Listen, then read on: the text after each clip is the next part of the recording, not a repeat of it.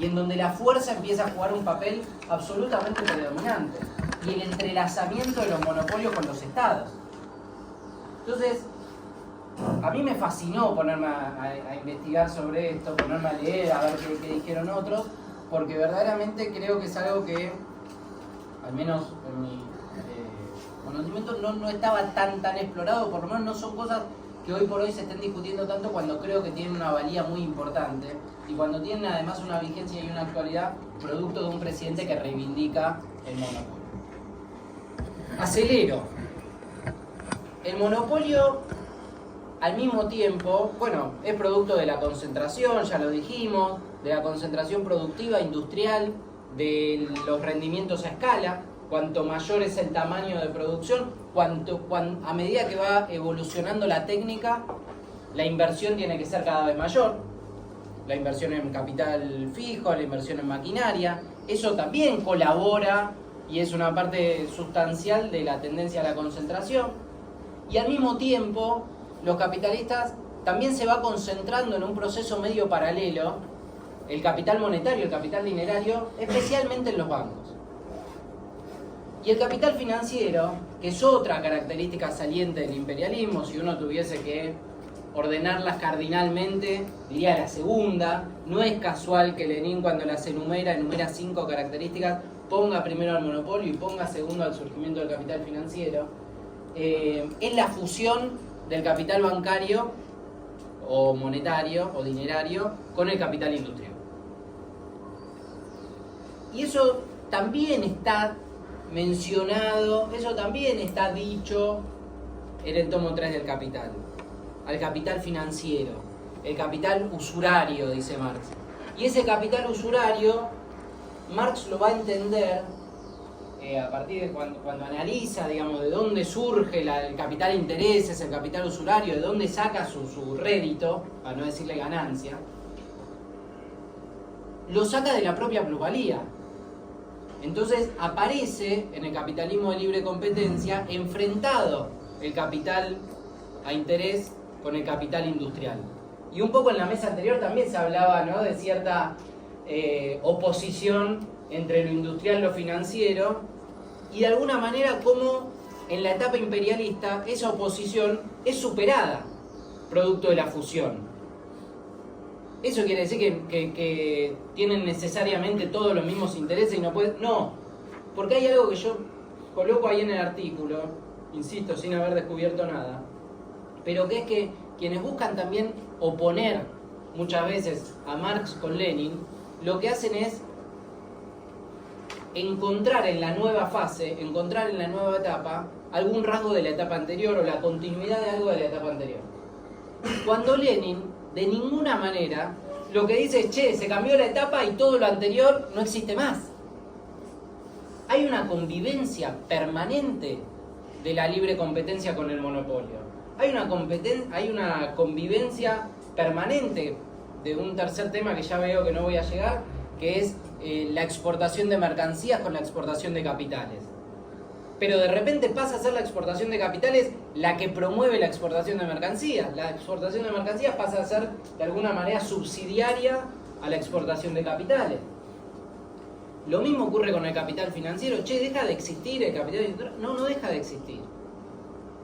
Pero aparece el capital financiero como una novedad, y como una novedad que resalta y hace predominante a una forma de capital extremadamente parasitaria. Y me interesa esto también escuchándolo a José, porque José dice, es la descomposición del capitalismo, el capitalismo en la etapa del imperialismo. ¿Y por qué afirmamos eso? Yo estoy 200% de acuerdo con él. ¿Y por qué afirmamos que el imperialismo es la etapa, porque incluso lo dice Lenin, el título del libro es el imperialismo, la etapa superior del capitalismo? Y también dice que es la etapa de transición, que es la última etapa. ¿Por qué? Bueno, no voy a llegar a responderlo en los 3 minutos que me quedan, pero sí entender al capital financiero como un capital extremadamente parasitario. ¿Y por qué un capital extremadamente parasitario? Porque se separa progresivamente, en realidad regresivamente, perdón, paulatinamente, de la propia producción. Se separa de la propia extracción. producción de plusvalía, extracción de plusvalías, y queda como en una esfera donde lo que prima es fundamentalmente esa extracción exclusivamente de interés. Hay una frase, bueno, ahora no, para la segunda intervención prometo rescatarla del texto, pero en donde Marx dice que el capital financiero conserva todo lo peor del capital usurario. Pierde los rasgos positivos de la fusión del capital industrial y el capital dinerario, pero conserva lo peor de los dos. Entonces, efectivamente, la etapa imperialista plantea una readecuación de la ley del valor. Lo plantea no negando a Marx, sino incorporando una serie de elementos que no podía haber dicho nunca Marx, más que como tendencia.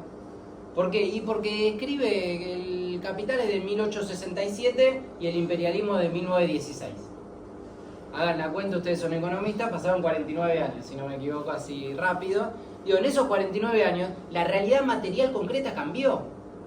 Si uno es materialista, no puede tener dogmáticamente seguir leyendo con el prisma anterior. Sí, aporta muchísimo, pero lo fundamental que aporta es el método.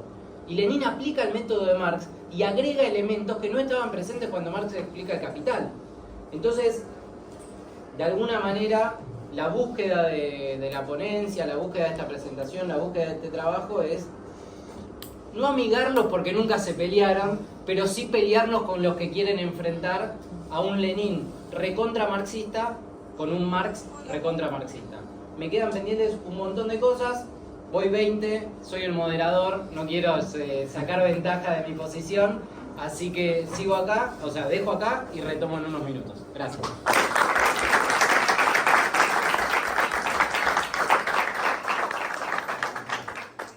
Bueno, vamos a tratar de ir un poquito a verlo. Pensando, porque yo venía con una idea, pero a raíz de la charla voy a tratar de introducir otras cosas. Ustedes saben el artículo que acá, digamos, que presenté, está en defensa del marxismo, está vinculado al tema de la inflación.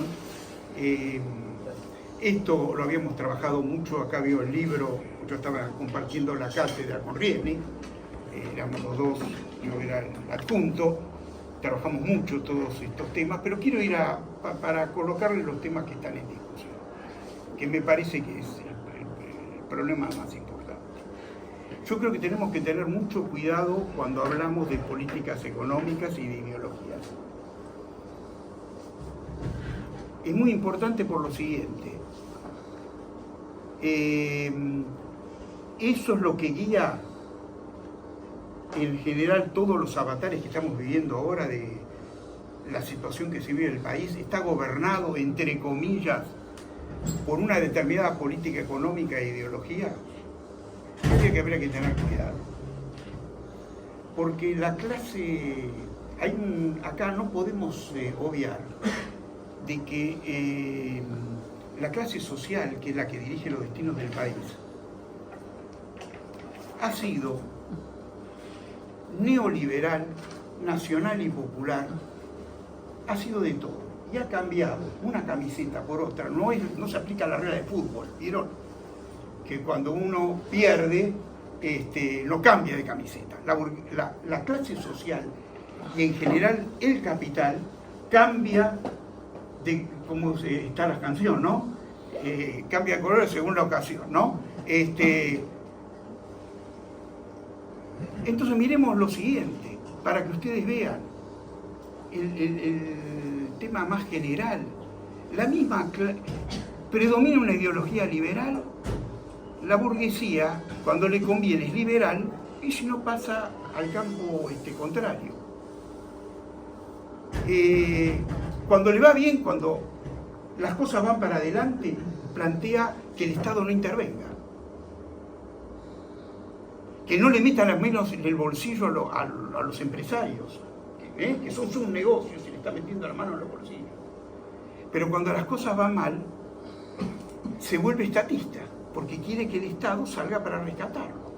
Más aún, en algunos casos, hasta se vuelve socialista, porque cuando vienen es partidario privatizar las ganancias, pero socializar las pérdidas. ¿Está claro? Y entonces ahí dice, sí, estamos en una gran familia, la lágrima de cocodrilo, todos tenemos que seguir adelante, y entonces pide la intervención del Estado.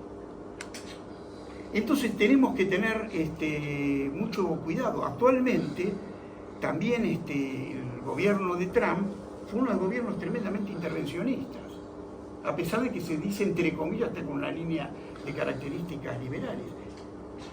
Entonces tenemos que tener cuidado con eso, primer punto. Segundo punto, no pasa, bueno, eso en el plano económico. Y en el plano político, la misma clase social, que es la que apoyó a la dictadura militar, es la misma clase social que en un momento determinado dio un cambio y se volvió democrática.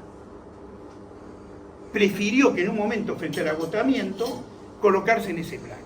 Eso es muy importante para tenerlo en cuenta, para que también no hacer un culto de las ideologías y de las políticas económicas. Primer punto. Segundo punto. Dejemos de lado todas las contradicciones que no vamos a poder abarcar. Yo, las hemos puesto en otras notas de los austríacos, pero casi es un exceso hablar que Milei es un austríaco. Pongan lo siguiente: libertad, carajo, y está todo intervenido, el tipo de cambio, los salarios, estamos con un cepo.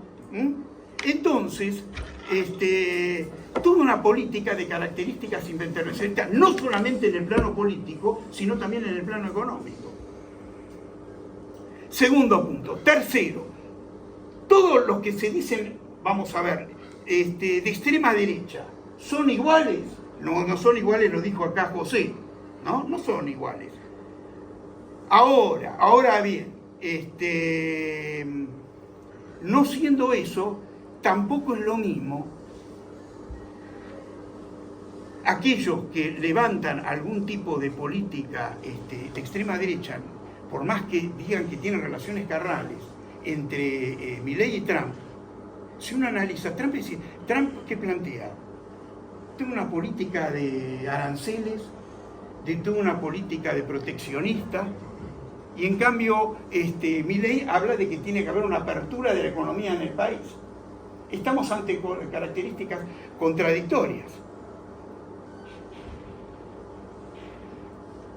Unos tienden a agarrar y el imperialismo le interesa porque dice yo protejo lo mío, y en cambio Milei está tomando una política contraria. Aparte, ni siquiera en uniformidad, lo vieron el otro día con las declaraciones sobre Malvinas de la vicepresidenta. Entonces hay un sector que dice que hay que llevar adelante una política de tipo nacionalista. Entonces yo quiero romper cierto tipo de mitos y entender este problema de cómo la burguesía se adapta. Y la otra conclusión que quería sacar es la siguiente: se aplica en forma, no son opuestos. Una política de tipo de aperturista, liberal, no es una oposición con una política intervencionista. La burguesía los tiene como recursos de tipo complementarios. Y es lo que ha pasado en el país. En un momento abrió la economía y en un momento la cerró. Es cierto que después hay contradicciones entre los capitalistas. Quiero dejar este concepto para poder tocar después algunas cosas. Y entonces tenemos que bajarle el precio a Milei para tratar de ver que en un aspecto hasta conceptual es un chanta. Es un impostor, y es importante, si no le vamos a dar una credibilidad que al mismo tiempo se dice que es impostor en todo. El otro día en el discurso en el Congreso habló de Cicerón. Ya el otro día salió que era falsa la cita y que se copia de todo. Entonces esto tiene que ver que es realmente un verdadero impostor, y eso se ve en que, por un lado, dice que pertenece a la escuela austríaca, pero la escuela austríaca, por ejemplo, dice que en realidad está en contra de la teoría cuantitativa. Él, en cambio, dice que él reivindica la teoría cuantitativa del dinero. que no es una política que ha sido aborrecida por los austríacos respecto a los neoclásicos. Entonces toma exactamente lo que quiera, como vimos en la gran impostura del tema de la casta. Estamos con todo el tema de la casta. Y entonces, para ir a algunas cosas que dice el artículo, porque yo quería introducir este tema de características metodológicas, es toda una gran mentira que es lo que me parece a mí que sería conceptualmente importante para sacar, que es el problema de ciertos fenómenos de tipo económico. Primer punto, ¿qué se dice respecto a la inflación? Y respecto al déficit fiscal. ¿Quién origina el déficit fiscal? Se supone que el problema fundamental es que hay que eliminar el déficit fiscal para quitar impuestos, ¿no? Eso sería la base. Y si se le quita impuestos a los empresarios, ¿no?, se va a producir un renacimiento, ¿no?, un florecimiento de tipo económico. ¿Cuánto estamos? 9, perfecto. No estoy tan mal como una vez pasa. Entonces, va a haber un nuevo renacimiento económico en el país a partir de que no... ¿Por qué? Porque están agobiados los empresarios. No pueden desenvolver sus inversiones porque están inhibidos, no es así, por la presión tributaria o lo que sea. Mentira. Justamente por eso paso, hago un aviso a que lean el artículo, exactamente lo contrario. No es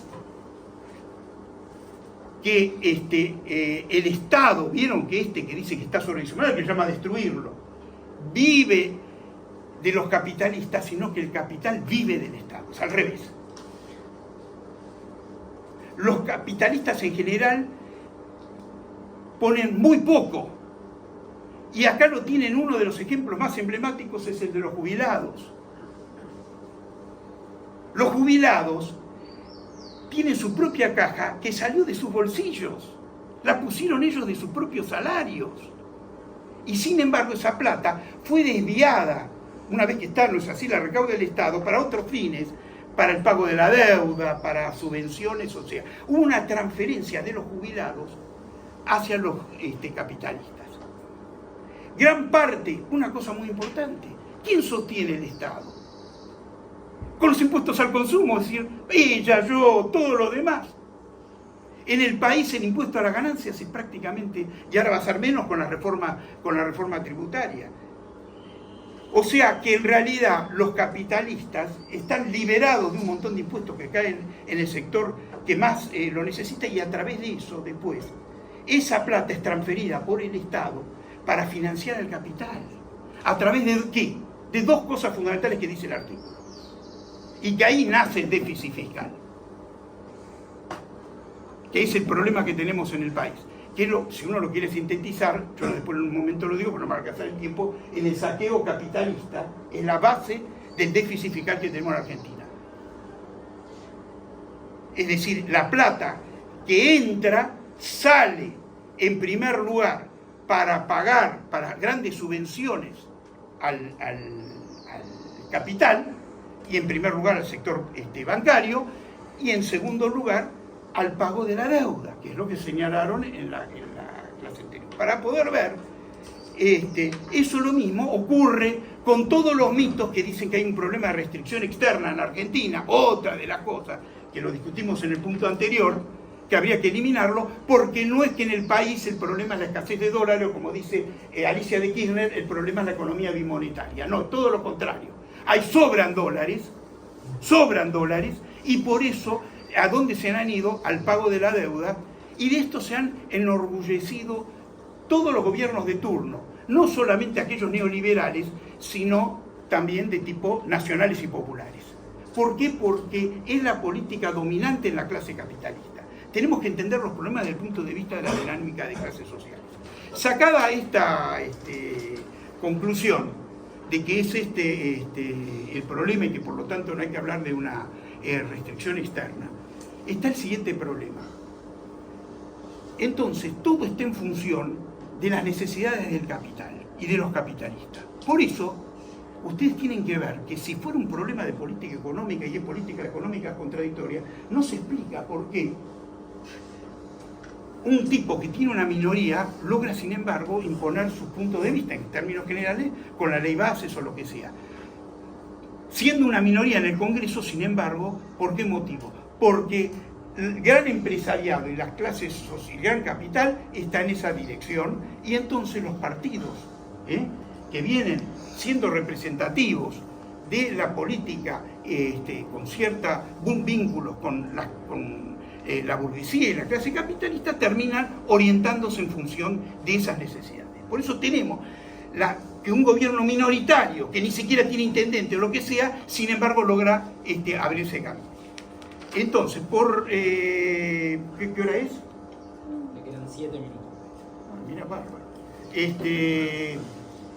Entonces, esto me parece a mí que yo les había tratado de señalar, pero el otro tema que quería tocarles es el siguiente. Así como es un fiasco lo de la casta, está lo que tenemos que ver, y que entonces hay que bajar el precio, el tema de las, entre comillas, de las ideologías, el hecho de lo que representan, de que incluso Milei no tiene ese punto de vista, que esto está en función de una política, como dijo acá José, de guerra a los trabajadores. Pero el problema es que yo les dejo otro interrogante, que es muy importante también, ¿verdad? El argumento es que si se aplica esta política va a haber una luz al final del túnel. Es decir, que el país va a sacar adelante. Hay mucha gente que dice, imagínense que algunos dicen, bueno, hacemos todos estos sacrificios, ¿no? Y estas privaciones, pero el país va a salir adelante. Lo que nosotros ponemos acá en la nota, las profundas contradicciones de la política económica. El gobierno no puede lograr ningún tipo de salida pese al ataque sin precedentes que está habiendo sobre la población. Más aún,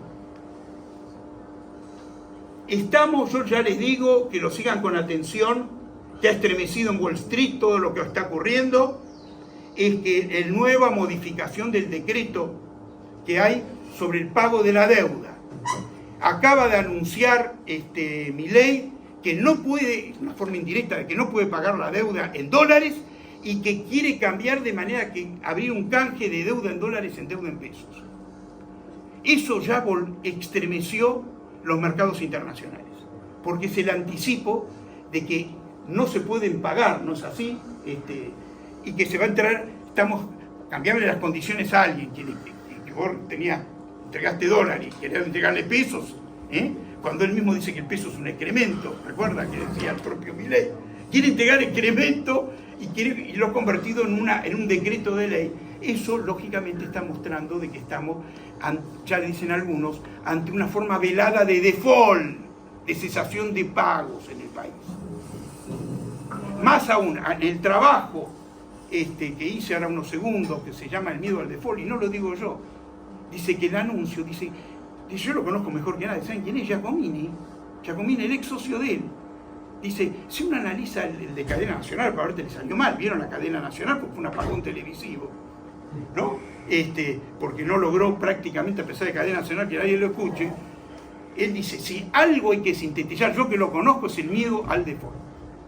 Y una de las cosas que hay que tratar de ver ahora, para que ustedes vean, que todo es trucho, porque no hay superávit fiscal como él dice, hay déficit fiscal.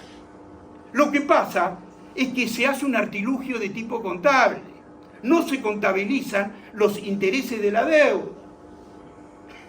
no se contabilizan, en los activos, después me enseñaste un trabajo ahí muy importante, las LECAP se pone entrada y salida de capital y no se ponen los intereses de por medio, con lo cual está hecho un cálculo que en realidad, en vez de superávit, tenemos un déficit, un trucho, lo mismo de que cuando habla de la casta, de que el ajuste de la casta, tenemos todos los sentidos.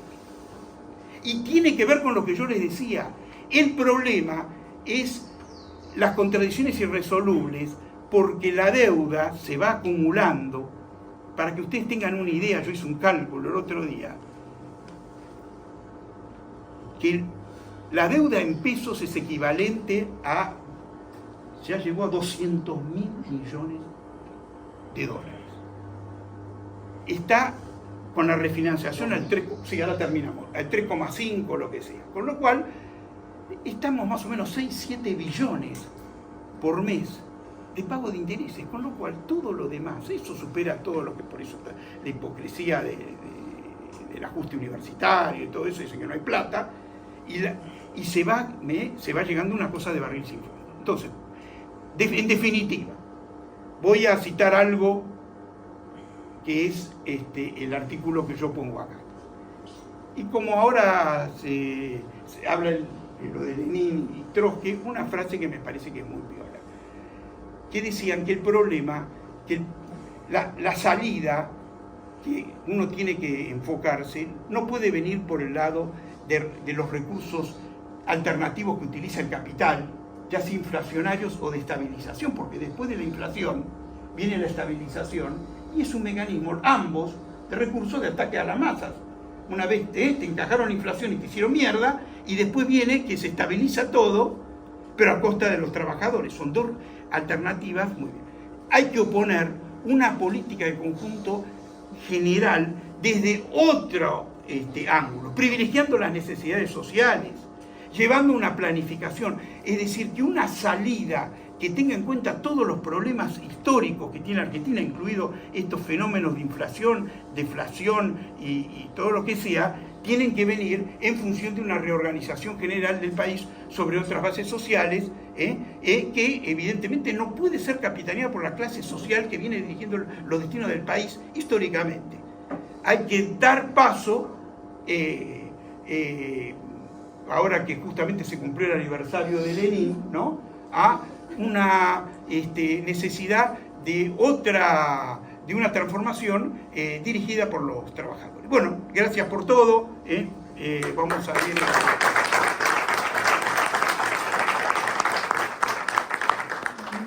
Bueno, si les parece, ahora abrimos una ronda de intervenciones, preguntas, debates, aportes, y después hacemos una segunda ronda de la mesa. Compañeros. Buenas tardes, mi nombre es Marcos López. Con la presentación de José Castillo tenía dos preguntas, José Castillo. Una era si Schumpeter fue austríaco, una duda que otra es, uno cuando ve ciertas obras de los ciertos austríacos, si hay cierta influencia católica, porque es una escuela neoclásica conservadora, pero hay que ver si no hay valores, cuestiones culturales que te aparecen. Después, en su momento yo llegué a escuchar que Hayek lo llamó a Milton Friedman de comunista cuando fue al encuentro en Suiza. Uno ve que, si a los fuera Chicago lo llaman comunista, el grado de reacción que tiene, guau, es una cosa que es impresionante. Después uno ve que en cierta influencia del marxismo-leninismo hay cierta inclinación más cercana a la escuela de Marshall que frente a los austríacos. Bullari en economía rentista, uno ve que ahí, él lo dice literalmente, los austríacos son terribles, bueno, Marshall podría estar aceptando las posiciones nuestras, ¿no? Después, digamos, con lo que planteaba Lapa, uno ve que quizás tácticamente Lenin tiene un planteo de que intentarse acercarse a la izquierda eseísta o a la izquierda menchevique, pero bueno, ha tenido otras obras Lenin. A mí me llama la atención cómo a algunos grupos les cuesta poder explicar más cercano a la posición pura de lo que quiere decir Lenin entre el imperialismo. Uno cuesta, ¿no? Para mí hay una contraposición entre Lenin y Marx.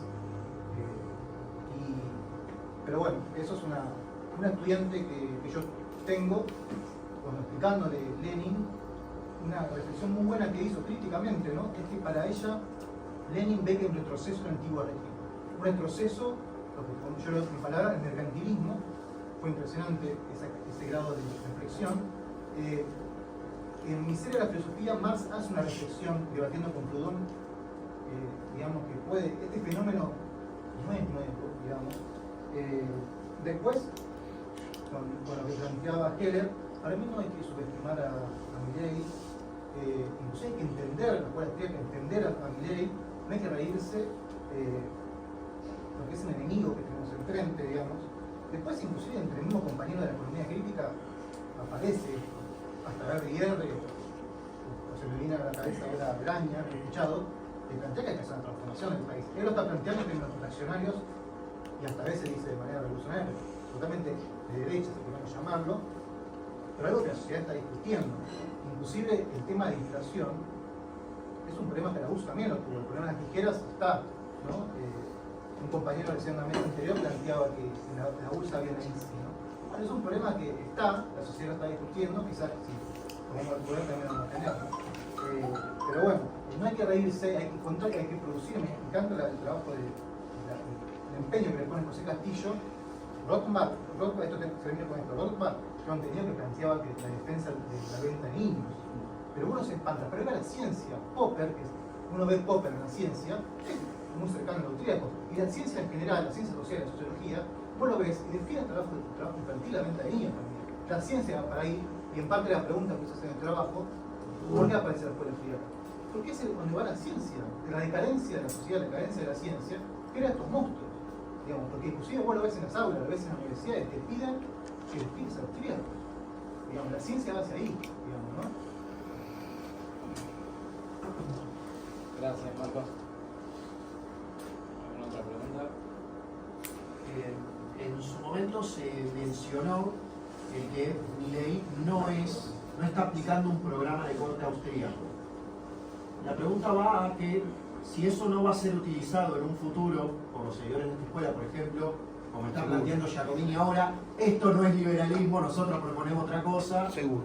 Y tenemos que ir, y por lo tanto decir que el programa liberal no es esto, sino que otra cosa les va a dar una nueva vida en un futuro.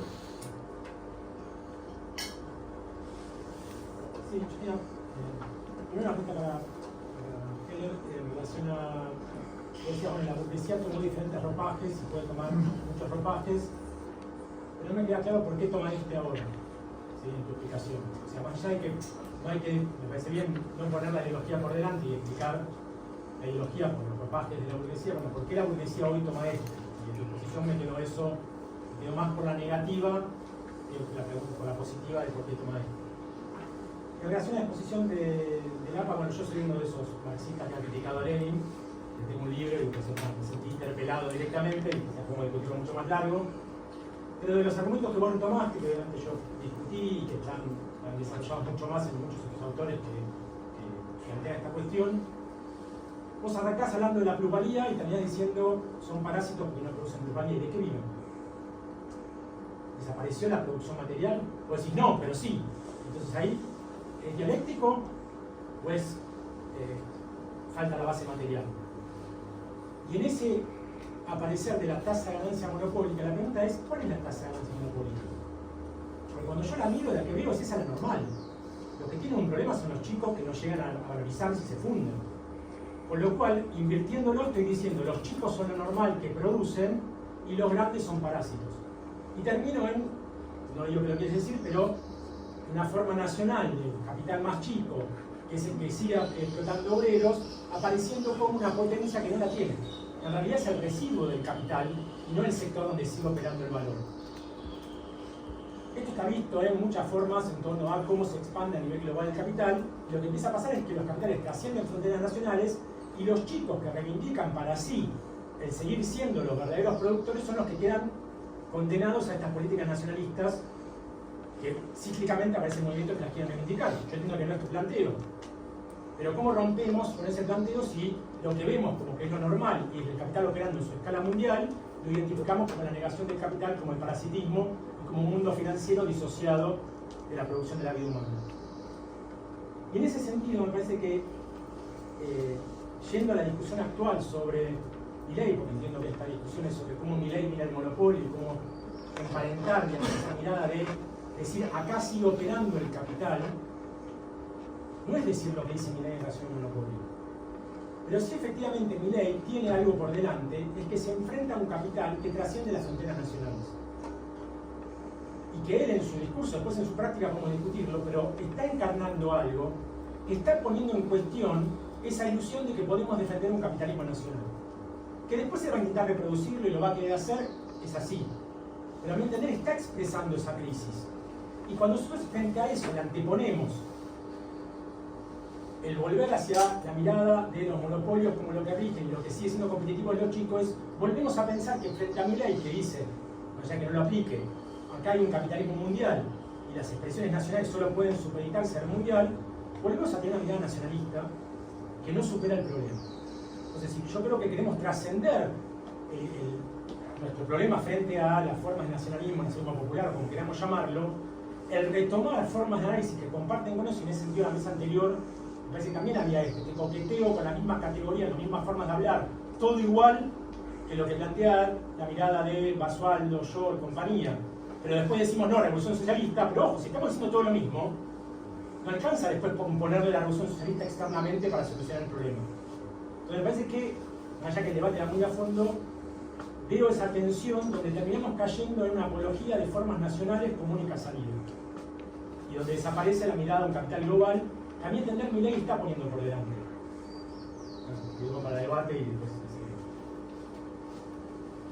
¿Alguien más? ¿Alguna otra pregunta? ¿Comentario? Bien. Bueno, a ver, son y 10. Nos damos 5 tentativamente. Sí, Dale. incluyendo todo. Bueno, wow. Quiero contestar las preguntas específicas, pero me sentí interpelado por una cosa que dijo Pablo al principio, que me parece que es muy importante que la clarifiquemos. La burguesía argentina y mundial, la que actúa en la Argentina y la que actúa en el resto del mundo, se adapta a los distintos discursos, ideologías, momentos históricos. Sí, rotundamente. B, en ese marco, o aún fuera de ese marco, ¿Milei es un chanta y agarra y picotea de todos lados? Sí, también rotundamente, incluyendo su autodenominación, que es un gran economista teórico. No pasa de la solapa de los libros austríacos, ¿no? Dicho, de verdad, dicho explícitamente por los austríacos que sí leyeron los libros austríacos, por ejemplo. Ahora, cuidado, que o sea, bueno, el análisis marxista obviamente es, arrancamos de el análisis, el desarrollo de las fuerzas productivas, las relaciones sociales de clase, lo ponemos en perspectiva histórica, bueno, el método que conocemos, le damos un peso fundamental cuando salimos de ahí hacia la superestructura a los intereses materiales en la construcción de ideologías. Ahora, cuidado, porque es peligroso si de ahí entonces sacamos la conclusión, bueno, entonces no vale la pena ponernos a analizar las diferencias entre las distintas formas de expresión de las ideologías burguesas. Yo creo que sí vale la pena y que sobre todo nosotros, digo, obviamente cada uno en su campo, ¿no? Pero nosotros que tenemos la cabeza en analizar la economía, la profesión, bueno, estamos interpelados a responder incluso esas cosas que reaparecen y que parecen el revival de discusiones de hace 100 años. Como en la mesa anterior se discutía, y sí, es rol de los economistas y los estudiadores económicos contestar la pelotudez de que la Argentina fue la primera potencia del mundo en el 1900, porque hay miles y miles de pibes que lo agarran, lo leen y se lo creen y lo retuitean. Entonces, cuidado, sí tenemos que responder. Por eso me detengo, no me causa ningún placer hacerlo. Me detuve durante un par de años a leer a todos los austríacos. La verdad era lo último que tenía ganas de hacer. Pero creo que es importante que nosotros lo pongamos en valor esto. Y ahí, para entender algo, el texto de Bukharin. Bukharin es como siempre. Bukharin es brillante en algunas cosas y de repente derrapa violentamente en otras. El libro La economía política del rentista es muy bueno, y en esta perspectiva que estamos hablando es muy bueno, pero tiene, como en todo, como en la teoría del imperialismo, ¿no? Brillante, a veces es el primero que ve las cosas, pero después tiene una serie de problemas, bueno, no lo vamos a discutir acá, que termina en cualquier lado. Bueno, pero, a ver, cuadradamente, todos acordaríamos en la economía política clásica, Smith y Ricardo, es el programa de la burguesía en ascenso. ¿Qué quiere decir que es el programa? Es que es lo que busca darle una coherencia conceptual, política, hasta por así decirlo, crear una cosmovisión, permitirle salir de la mera expresión de los intereses materiales corporativos concretos. Más mismo lo decía, la economía vulgar, que era esa economía que él veía ya entre 1825 y 1850, eso ya es la expresión de una burguesía que está en el poder y que entonces su principal tarea es cómo confrontar con el proletariado y por lo tanto pierde cientificidad por eso, ¿no? Muy simple lo que entiendo de acá. Ahora, Bukharin dice, la economía neoclásica, y cita a los austríacos, es cierto, también cita a Marx, es otra cosa. Es la expresión, es el intento de construcción de un programa para una burguesía A, en el poder, y B, ya entrando en esta época imperialista de descomposición. Y él le pone un nombre que le cae, me parece muy bien a la economía austríaca, que es economía política del rentista. El rentista. Y acá podemos empezar a ver, unir un poquito esto del capital financiero, porque ¿quién es el rentista? El rentista no es el bancario. El rentista tiene cupones, y a lo mejor tiene cupones de una corporación industrial, pero él mira la economía no desde la producción de esa, ni sabe a lo mejor qué y cómo se produce esa corporación. Él lo está mirando desde el lugar del jugador de la bolsa, y gana, vende, valoriza en ese terreno. Bueno, este es el capitalismo, este es el famoso capitalismo financiero, como lo decía Lenin, como lo decía Hilfer, ¿no? La unión de, él decía, el capital bancario con el industrial. Hoy podríamos acordar, si lo quisiéramos criticar, diríamos, che, bancario, te quedaste chico, la palabra bancario a lo mejor un poquito más que bancario, ¿no? Bueno, se han creado cosas nuevas, pero sí, eso y lo industrial, la unión de las dos. Sí, me parece que por ese lado, y la expresión austríaca moderna es la máxima descomposición de todo eso, es la máxima. Schumpeter es austríaco, creo que no, claramente. Tiene toques, por ejemplo, su endiosamiento del empresario emprendedor, ¿no? Y la idea de una renta, que la renta, la cuasi renta del empresario, eso se podría articular con la función empresarial de Mises, pero no, creo que claramente la visión de Schumpeter es otra. No lo dije porque no tuve tiempo, sí. Los austríacos son tan reaccionarios, tan de derecha, que hasta van a criticar a Adam Smith planteando que el problema de la teoría de la economía política, la teoría del valor trabajo, lo creó Smith porque era protestante y había que volver en realidad a la fuente, que era la segunda escolástica de la escuela de Salamanca. Claramente, ¿por qué? Porque esos eran los tipos que estaban estudiando la revolución de los precios. Cuando vi el saqueo de América, había caído un montón de oro a España, los precios habían volado por el aire, obviamente. Ahora, esa escuela de Salamanca era la que se apoyaba en ese tipo de reflexiones, ¿no? Digo, ahí Rothbard tiene un libro, Historia del Pensamiento Económico, que cuenta eso, no tiene desperdicio, ahí se ve el grado. Sí, una cosita más, quería decir que... lo que señala Juan, el tema de la salida. A ver,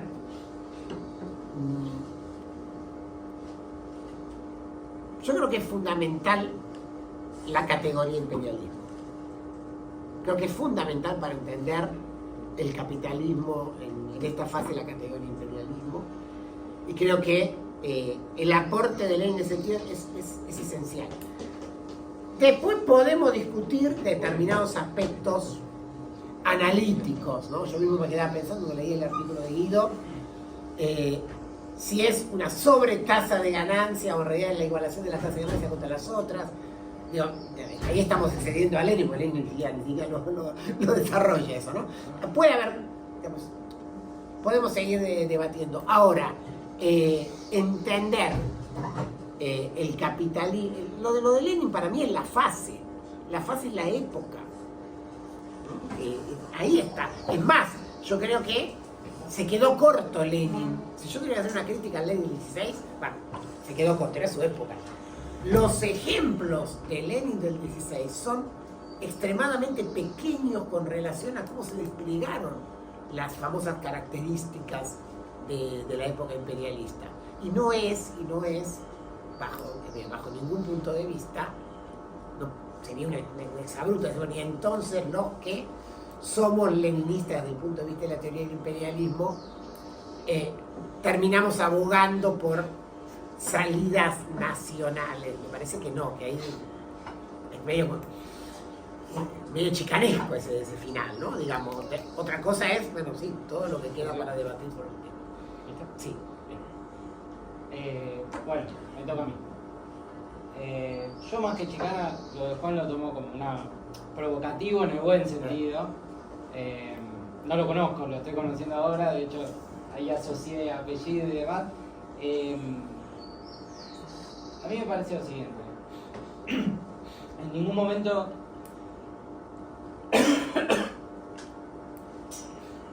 de mi exposición creo que estuvo planteada la desaparición de la plusvalía. De ninguna manera.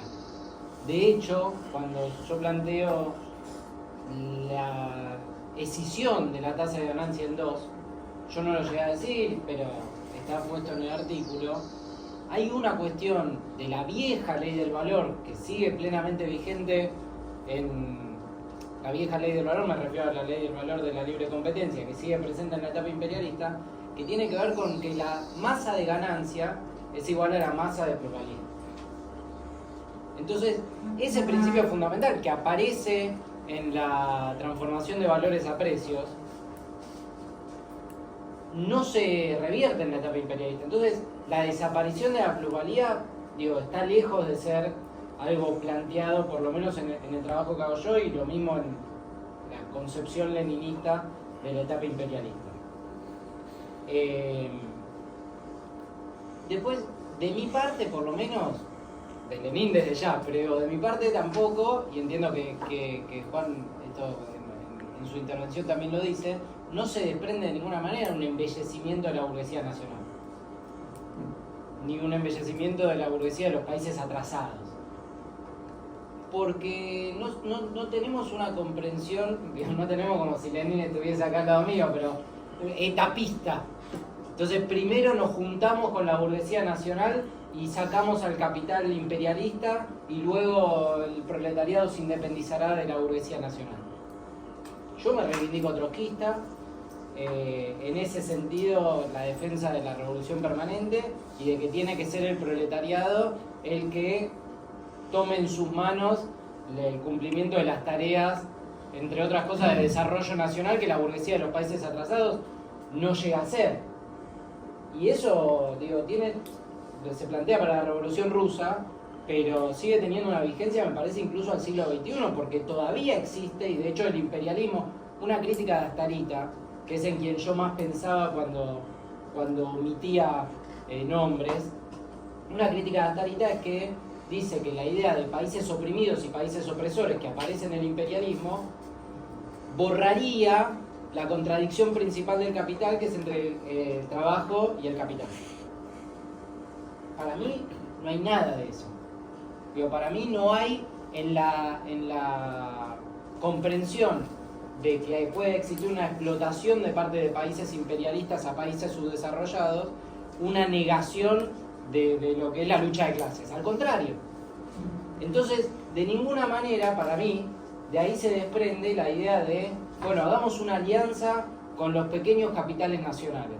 Porque no hay un embellecimiento de eso, porque en la etapa imperialista, la penetración del capital en los países subdesarrollados no es con la misma forma que tiene la etapa de ascenso del capital. Y por eso los países atrasados no se desarrollan, por el desarrollo desigual y comunidad, no se desarrollan de la misma forma en la cual se podían desarrollar en una etapa ascendente del capital. De ahí también la idea esta de una fase decadente del capitalismo. Son muchos elementos, digo que yo llegué a mencionar solamente algunos, pero son muchos los elementos para llevar a hablar de una fase de decadencia. No es solo el parasitismo. Y la idea del parasitismo, con esto, no, creo que todavía me quedan 2 minutitos, saben que no les voy a robar. La idea del parasitismo no es la idea tampoco de un capital financiero absolutamente separado de la producción de la plusvalía. Porque la comprensión del capital financiero como la fusión de los dos capitales, yo decía antes que contiene lo peor de los dos capitales que se fusionan. Entonces, sigue siendo una parte de la producción de la plusvalía, de la extracción de plusvalía y algo más. Yo hablé antes, para la formación del monopolio, de la necesidad de un crecimiento en la inversión en capital constante. Y nosotros sabemos que la tecnificación cumple una función muy importante a la hora de la extracción de la plusvalía relativa. Entonces, son fuerzas contradictorias en un punto. Porque lo mismo, cuando Marx explica la tendencia decreciente de la tasa de ganancia, también va a hablar del aumento de la composición orgánica del capital por un lado, y por otro lado cómo solo el trabajo vivo es el que genera los valores. Entonces es esa misma contradicción, si se quiere, un poco amplificada, la que yo veo en la etapa imperialista. Y cierro con 2 ideas. La primera, el monopolio, algo que no dije, pero parte de ese parasitismo, parte de esa fase decadente, tiene que ver con que al mismo tiempo el monopolio, al ser fijador de precios, deja de tener esa búsqueda incesante de la revolución de las fuerzas productivas que tenía el capitalismo de libre competencia, producto de poder ser más productivo, poder tener una innovación, poder bajar el valor de la mercancía que produce y a partir de ahí poder obtener una ganancia extraordinaria. Cuando pasa a ser fijador de precios, eso se pierde. Y relacionado con esto, y como frase que para mí me guía desde que en el año 2000 y pico me hice marxista, digo, está muy presente en el imperialismo de Lenin, pero en toda la comprensión imperialista de Lenin, un principio nodal para mí como pocos en toda la teoría marxista, y es que el límite del capital es el propio capital. Entonces, esa misma idea regente, volviendo a lo que decía al principio de esta intervención, de que la suma de que la masa de ganancias sigue teniendo que ser igual a la masa de plusvalía, hace que incluso en la etapa imperialista e incluso el capital penetrando en países en donde la tasa de ganancia en los países atrasados es más alta que en los países desarrollados, incluso con todo eso no aparece el florecimiento de un nuevo capitalismo que pueda llevar a la humanidad a un escenario de bienestar, sino que no queda otra salida. Y fíjate, o fíjense todos, que no estoy usando, y en ningún momento creo de ninguna de las 2 intervenciones usé las categorías vulgares o burguesas. Con las categorías marxistas insisto con una idea de salida, que es la revolución socialista, y que es que la única clase productiva y la única clase que genera valor, que es el proletariado, pueda ser la que dirija la sociedad toda. Listo por mi parte. Pablo. Bueno, mira, 2 cosas. No sabía por dónde. Vamos a tratar ya a lo mejor retomar para ya que está fresco lo que él dijo al final.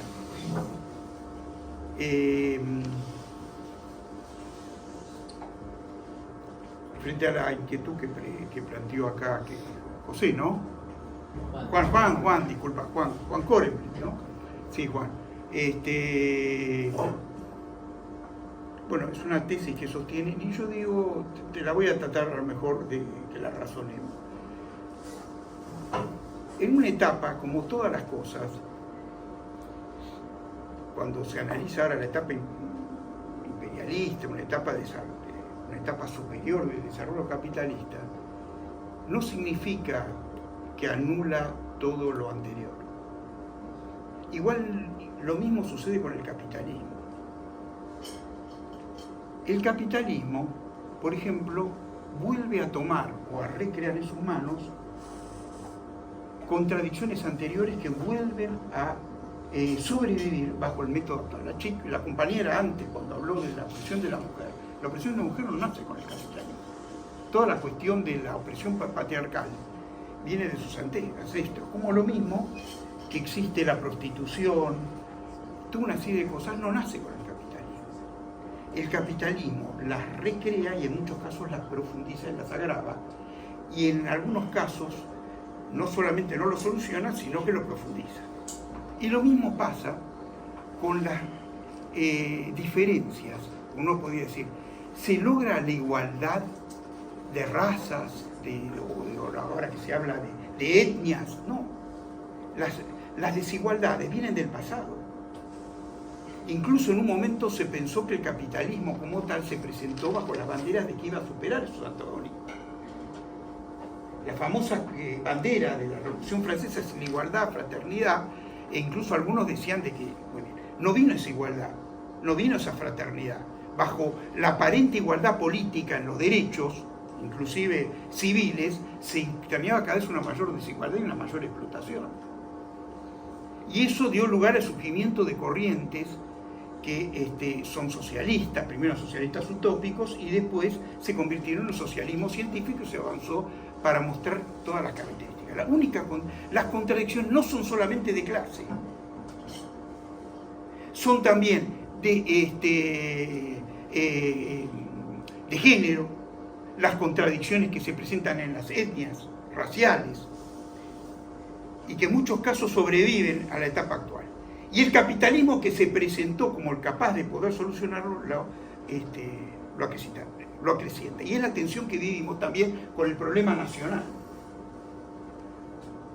No es cierto que el capitalismo el monopolio abole la competencia. La recrea sobre nuevas bases y coexiste. Y entonces tenemos los males, no las ventajas del capitalismo de ascenso, sino todas sus desgracias, e inclusive con las nuevas potenciadas bajo el capitalismo actual. Y entonces crea la necesidad de ser superado como una etapa de decadencia capitalista, porque mientras en la etapa de ascenso coexistían elementos que llevaban un florecimiento, en otra etapa no. Entonces, ¿qué es lo que pasa? En la Argentina coexiste la modernidad, entre comillas, con el atraso. No es cierto. Bueno, es para discutir, ¿no? Coexiste en el mundo, no es todo lo mismo. No es lo mismo Argentina, por todos los países capitalistas, que Estados Unidos. No es lo mismo el África. Muy bien. Hay un conjunto de potencias que son las opresoras, no es así, que aparte de explotar a su clase obrera, explotan y tienen un papel hegemónico en el resto del mundo. Eso es lo que hay que tener claro.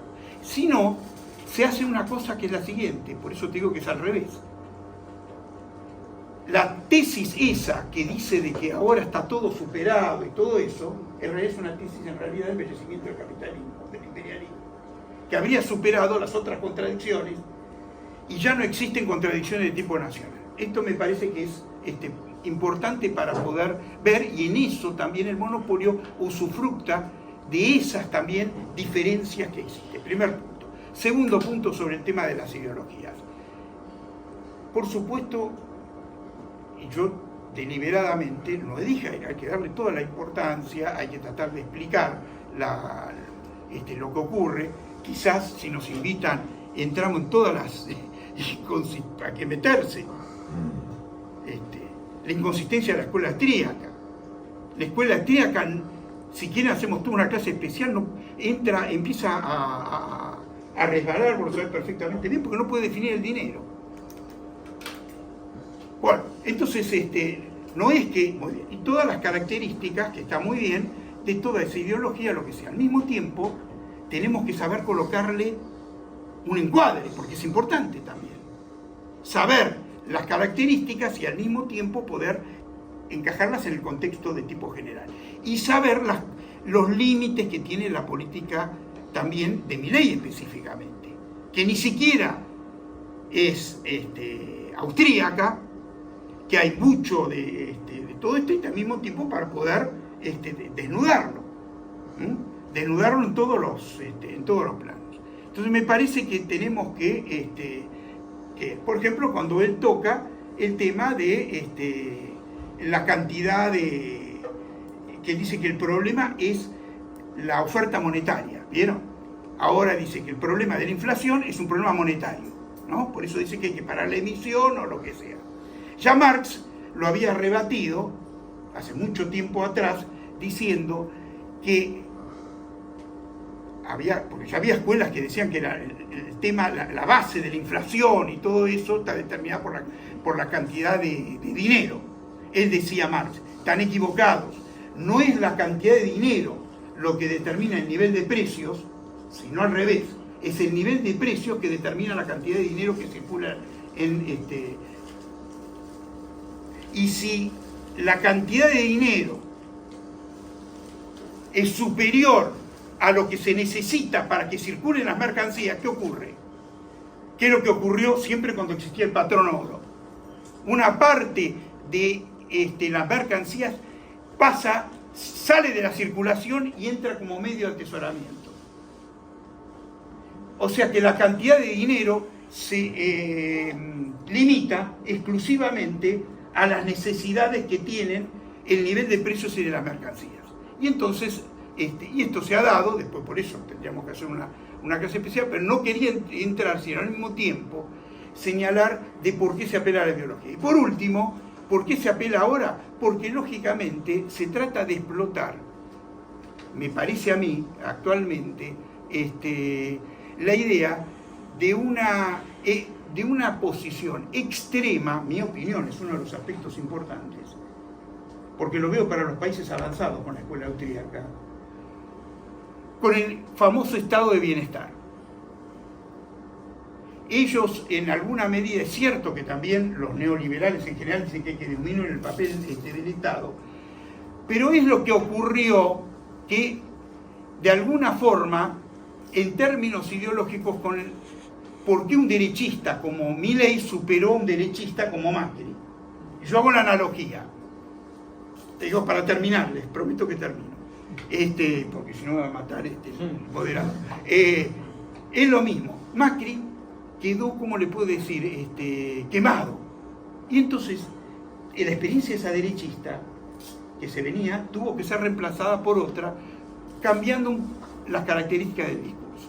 Como hay un desmantelamiento general del estado del bienestar, se necesitaba un discurso de características radicales y ligadas también a que están vinculados todos esos sectores tradicionales de la derecha a una política de compromiso con la socialdemocracia y con los mecanismos muchas veces de intercambio. Entonces aparece un nuevo derechismo que dice: yo no tengo nada que ver con los anteriores, como es Giorgia Meloni, como es ¿cómo se llama? la de Francia, Marine Le Pen.